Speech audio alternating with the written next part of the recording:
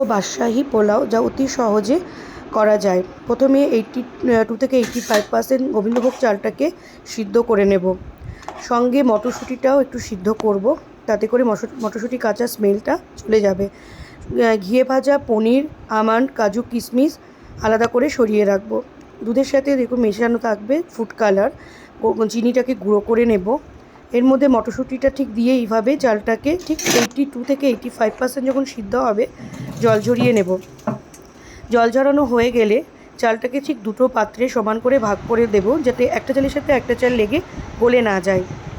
ঠিক এইভাবে হাওয়াতে কিছুক্ষণ রাখার পরে আমি করে রাখা আগের থেকে দুধের মধ্যে ফুড কালারটা একটা চালের পাত্রে একটু হালকা করে আমি দিয়ে স্পুন দিয়ে এদিক ওদিক করে চালটার মধ্যে মিলিয়ে নেব। জাস্ট এটা কালারটা সুন্দর আসবে। একটা থালাতে চালটা হোয়াইট থাকবে, একটাতে জাস্ট একটা গোল্ডেন কালার আসবে। সঙ্গে থাকবে গরম মশলায় গোটা জিরে, একটু পাঁচফোড়ন, তেজপাতা, এলাচ, জায়ফল, জয়িত্রী। ঠিক এইভাবে মেশানো হলে ঘি আমি কড়াইতে দিয়ে ঘিটা যখন গরম হবে ভালো মতন, তখন এক এক করে আমি ফোড়নে সমস্ত কিছু দিয়ে ভালো করে ফোড়নটাকে ভেজে নেব।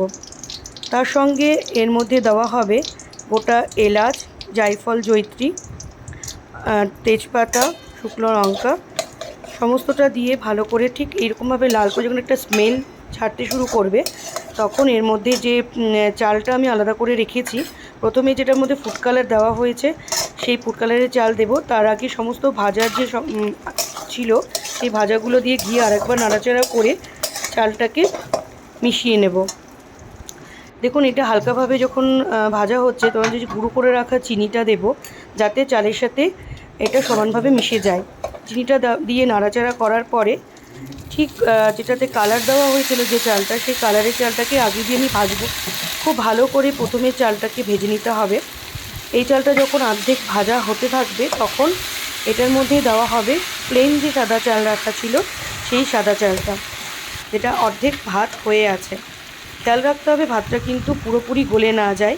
ঠিক এইভাবেই ঠান্ডা করে ঝরিয়ে নিয়ে দুটো চালকে একসাথে ঘিয়ে ভেজে নিতে হবে।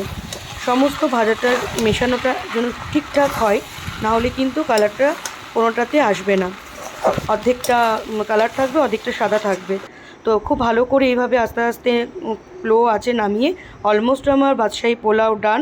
নামানোর আগে জাস্ট একটু গরম মশলা দিয়ে এটা নামাতে হবে।